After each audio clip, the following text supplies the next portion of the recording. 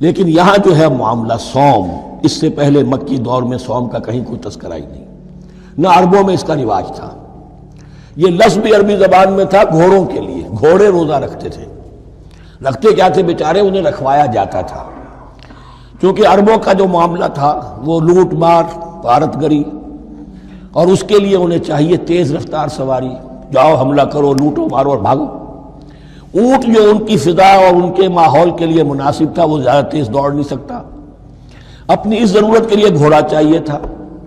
گھوڑے میں عرب کا سخت موسم برداشت کرنے کی عادت نہیں، نازک جانور ہے، وہ پیاسا تو نہیں رہ سکتا 7 دن تک جیسے کہ اونٹ رہ سکتا ہے، بھوکا نہیں رہ سکتا، وہ لو کے تھپیڑے نہیں برداشت کر سکتا، لہذا عرب اس کو رکھواتے تھے روزہ۔ کھانا پینا بند کیا اور اس کے جو ہے منہ کر کے کھڑے ہو گئے جب گرم تیز ہوا چل رہی ہے، خود تو اپنے آپ کو لپیٹ لیا اپنے گھٹنے میں، غترہ کہلاتا ہے وہ جو بھی کپڑا اوپر ہوتا ہے، اور وہ اس گھوڑے کو جو ہے وہ ساری آگ اس پر برس رہی ہے تاکہ اس میں عادت پیدا ہو جائے جھیلنے کی، برداشت کرنے کی۔ تو جنگ کے موقع پر کہیں یہ دغا نہ دے جائے، اگر یہ ہمت ہار گیا تو اس کا تو کیا کیا جائے گا، تو اصل میں سوار ہے جو مارا گیا۔ یہ روزہ ان کے ہاتھ تھا، لیکن جب حضور آئے مدینے میں تو یہاں یہود میں روزے کا رواج تھا۔ وہ ایک تو عاشورہ کا روزہ رکھتے تھے، اس لیے کہ وہ تاریخ تھی جس میں کہ نجات ملی تھی بنی اسرائیل کو فرعونیوں سے۔ پہلے یہ کہ ہر مہینے میں 3 روزے، اب اگر 30 کے 30 روزے ایک ہی مہینے میں فرض کر دیے گئے ہوتے اور وہ ہوتے جون جولائی کے تو جان نکل جاتی۔ بہترین تدبیر یہ کی گئی ہر مہینے میں، اور یہ موسم سارے آ رہے ہیں اس میں۔ پھر کچھ عرصے کے بعد یہ رمضان کا روزہ فرض کیا گیا۔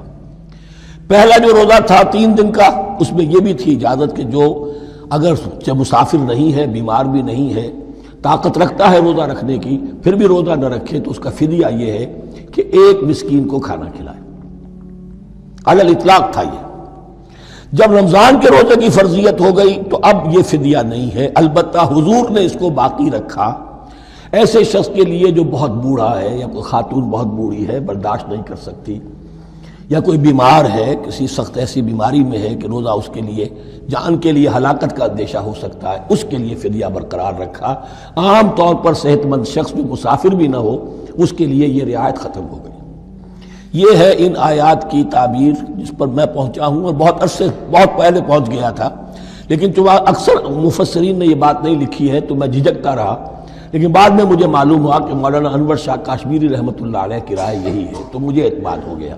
اور پھر مجھے اس کا ذکر جو ہے یہ تفسیر کبیر میں امام راضی کے ہاں بھی مل گیا کہ متقدمین کے ہاں یہ رائے موجود تھی کہ پہلی 2 آیتیں جو ہیں اس روزے سے متعلق یہ رمضان کے روزے سے متعلق نہیں ہیں، بلکہ وہ 3 ہر مہینے کی 13، 14 اور 15 ایام 20 کے روزے حضور نے بعد بھی رکھے ہیں نفلاً، لیکن شروع میں یہ 3 روزے رکھنے کا حکم دیا گیا تھا۔ پہلی 2 آیتیں اس 6 آیتوں پر مشتمل رکوع، اور یہ ایک عجیب مقام ہے۔ قرآن مجید کے احکام بہت دفعہ ہے، نماز کے احکام قرآن میں بہت دفعہ ہیں، کہیں وضو کا ہے، کہیں تیمم کا ہے، کہیں اور نماز خوف کا ہے، مختلف جگہوں پر، لیکن صوم کی عبادت پر یہ 6 آیات کامل ہیں، مکمل ہیں، اس کی حکمت، اس کی غرض و غایت، اس کے احکام سب کے سب اس میں آ گئے۔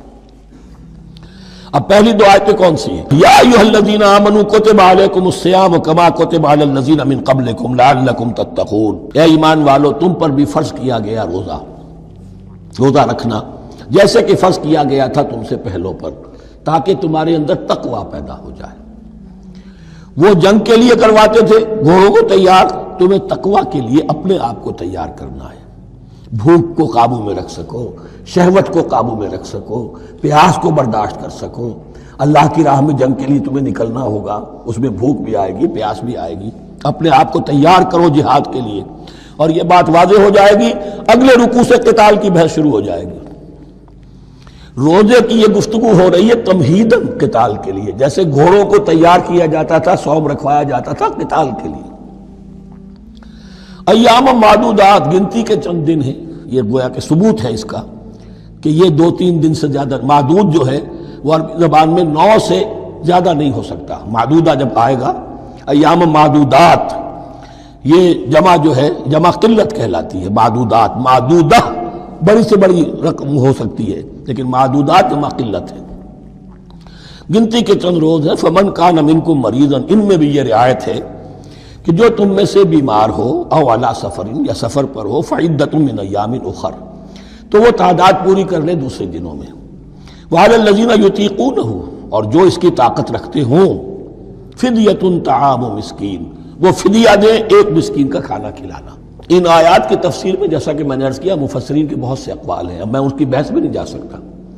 جو میں نے اپنے مطالعے کے بعد رائے قائم کی ہے میں صرف وہی بیان کر رہا ہوں کہ اس وقت، اور یہ امام راضی کے الفاظ ہیں کہ یہ فرضیت الگ تعیین نہیں تھی بلکہ الگ تخییر تھی.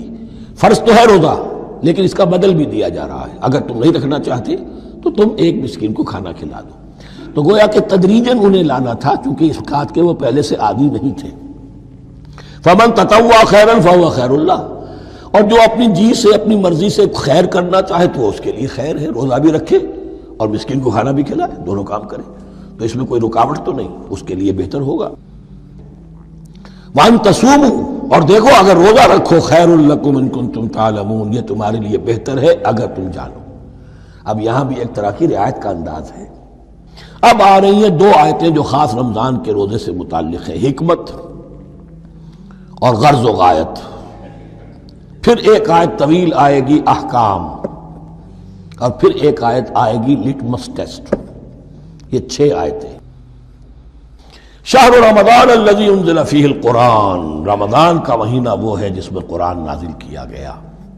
ھدی للناس وبینات من الھدی والفرقان، لوگوں کے لیے ہدایت، اور ہدایت کی بھی روشن بینات باتیں، والفرقان، اور حق و باطل میں فرق کر دینے والی چیز. فمن شہد منکم الشہر، تو جو کوئی بھی پائے اس مہینے کو، یا جو شخص بھی مقیم ہو اس مہینے میں، مسافر نہ ہو، فلیصم، اس پر لازم ہے کہ روزہ رکھے. اب وہ وجوب علی التخییر ختم ہو گیا، اب وجوب علی التعیین، اب یہ لازم ہے، یہ رکھنا ہے. ایک رعایت باقی رکھی، ومن کان مریضا او علی سفر فعدۃ من ایام اخر، جو بیمار ہے یا یہ کہ سفر پر ہے وہ تعداد پوری کر لے دوسرے دنوں میں. یرید اللہ بکم الیسر ولا یرید بکم العسر، اللہ تمہارے ساتھ آسانی چاہتا ہے، سختی نہیں چاہتا. یہ لوگ اپنے اوپر سختیاں جھیلتے ہیں، شدید جو ہے سفر کے اندر بھی روزہ رکھے ہوئے، حالانکہ یہاں اجازت دی ہوئی ہے. یہ بلکہ حضور نے ایک مرتبہ ایک سفر میں کافی سرزنش کی، کچھ ایک جہاد اور قتال پہ نکلے تھے، لیکن کچھ لوگوں نے اس سفر میں بھی روزہ رکھ لیا. نتیجہ یہ ہوا کہ سفر کے بعد جہاں منزل میں اب جا کر خیمے لگانے تھے وہ نڈھال ہو کر گر گئے. جن لوگوں کا روزہ نہیں تھا انہوں نے پھر وہ خیمے لگائے، منزل کا کام کیا. تو حضور نے فرمایا کہ لیس من البر الصیام فی السفر، روزے رمضان اس میں سفر میں روزہ رکھنا کوئی نیکی کا کام نہیں ہے. لیکن ہمارا تصور اور ہے، 105 بخار چڑھا ہوا ہے، روزہ نہیں کھولوں گا میں، روزہ تو میں نے رکھا ہوا ہے، یا روزہ تو میں نہیں چھوڑوں گا. حالانکہ جہاں رعایت اللہ کی ہے اس رعایت سے فائدہ نہ اٹھانا ایک طرح کا کفران نعمت ہے. وَلِتُكْمِلُوا الْعِدَّةَ، لیکن تمہیں عدت اور تعداد اب پوری کرنی ہوگی. وہ جو تھی ایک رعایت کہ فدیہ دے کر فارغ ہو جاؤ، وہ نہیں ہے. وَلِتُكَبِّرُوا اللَّهَ عَلَىٰ مَا هَدَاكُمْ، اور تاکہ تم تکبیر کرو اللہ کی اس پر کہ جو اس نے ہدایت تمہیں عطا فرمائی. وَلَعَلَّكُمْ تَشْكُرُونَ، اور تاکہ تم شکر کر سکو اس نعمت عظمیٰ کا جو قرآن حکیم کی شکل میں تمہیں دی گئی ہے. اس موضوع پر میرا کتابچہ عظمت صوم اور عظمت صیام و قیام قرآن، اس میں یہ سارے مضامین تفصیل سے آئے ہیں. کیا حکمت ہے، کیا غرض و غایت ہے، کیا مقصد ہے، اور آخری منزل کیا ہے. وَإِذَا سَأَلَكَ عِبَادِي عَنِّي فَإِنِّي قَرِيبٌ. مطلوب تو یہ ہے کہ تمہارا جو یہ جسم حیوانی ہے یہ کچھ کمزور پڑے، روح ربانی جو تم میں پھونکی گئی ہے اسے تقویت حاصل ہو.